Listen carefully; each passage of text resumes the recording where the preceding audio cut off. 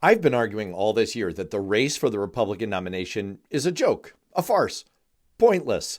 How about another joke, Murray? No, I think we've had enough of your jokes. Trump's been ahead in polling by anywhere from 30 to 50 points, so much that he hasn't even bothered to show up to the kids' table food fight that the cable networks have been putting on and calling debates, because why punch down? But now for the first time, I'm beginning to wonder, is Trump actually vulnerable? I want to give you 3 quick reasons why people who are paying attention are starting to wonder. 1, Trump's lead is shrinking rapidly in New Hampshire. It's a different story in New Hampshire, where former South Carolina Governor Nikki Haley has emerged as the closest rival to Trump, now at 29% support to his 44%. That is up 18 points since our September survey. DeSantis is next with 11%, followed by former New Jersey Governor Chris Christie at 10%. For some analysis, we're joined now by our Executive Director of Elections and Surveys, Anthony Salvanto. Anthony, this is a big move in New Hampshire for Nikki Haley. Yeah, Nikki Haley is up substantially from where she was this fall. And one reason is voters tell us they see her as reasonable as compared to the other candidates and prepared to be president. Her number there is on par with the former president. Now, she's helped by the independents who can vote in the New Hampshire primary.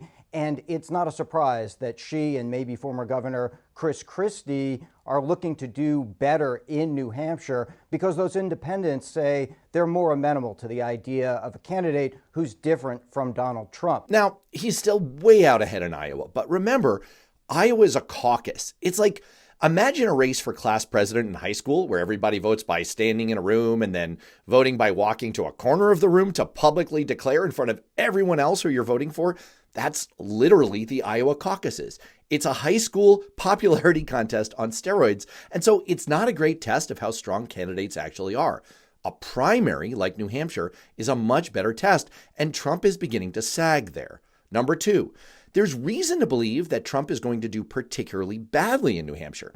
We were talking about this on my podcast, Beyond Politics, last week, and New Hampshire Republican political consultant Alicia Preston, who's run presidential campaigns for Republicans in New Hampshire before and who's really well sourced inside the party, explained exactly why the momentum from a popular Republican governor, Chris Sununu, endorsing Haley, and why the particular structure of the New Hampshire primary could give her such an advantage.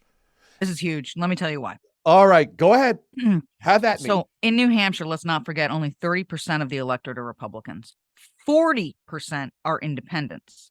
40% of projected voters are independents who have no reason to pull a Democratic ballot. Joe Biden's not even on it. They've got a write-in campaign going.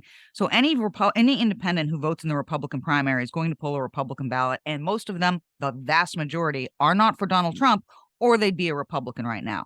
So we've got a major sector of the electorate with no reason to vote in the Democratic primary, with a reason to pull a Republican ballot.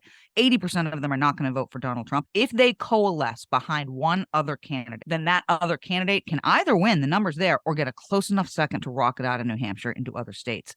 I think it's real. I think it's there. I think a Chris Sununu endorsement, who is arguably the most popular Republican governor in the country, as shown by election after election, he can bring those independents along. This is a guy who won with over 60% of the vote when both our congressional seats and our U.S. Senate seat went to Democrats. He pulls independents. If he can do it with Nikki, and Nikki can help herself doing it, I think we may be looking at either an upset or a number far closer to Donald Trump than what the polls that I don't believe are saying today. And that gets me to point number 3. One could always say, look, New Hampshire is just one state. It won't really matter. I mean, just look at the national polling where Trump has been rising all year. But here's the thing. The media's been getting this wrong all year. Trump's rise in the polls hasn't been about him getting stronger. It's been about the rest of the field looking really weak. Look again at those polling numbers, and you'll see that what's really happened is Ron DeSantis has been sinking while Trump has been rising. Trump is just picking up the voters who've been getting more and more disappointed by Ron DeSantis. And why wouldn't they? The more they meet him, the more they realize he talks like ChatGPT doing an impression of a human, and a bad one. But the thing is, Republican voters really are looking for an alternative to Trump. Pew Research found that almost 2/3 of DeSantis supporters would be satisfied with Haley becoming the nominee, and a similar proportion would be satisfied with DeSantis. Most of them would be pretty pissed off if they ended up with Trump. Put it all together, and what you have is a candidate surging in New Hampshire with reason to believe that she'll outperform what we're seeing in the polls, and with New Hampshire poised like the first domino. Yeah, it's still most likely that Trump will cruise to the nomination, but there are enough Republican voters out there looking to see whether there's a chance. It's like that scene from Rocky IV. He's worried. You're cutting. You're hurting. You see? You see? He's not a machine. He's a man. They want to know that he can actually be beat. If Haley can actually pull off this New Hampshire thing, then Trump will be cut. He'll be bleeding. It's not that Nikki Haley is great. She's awful. But we're talking about the survival of the country against someone with written plans to be a dictator. For the first time, there's an actual chance that he could be stopped in the nominating process. It might just be a glimmer of hope, but we should take it.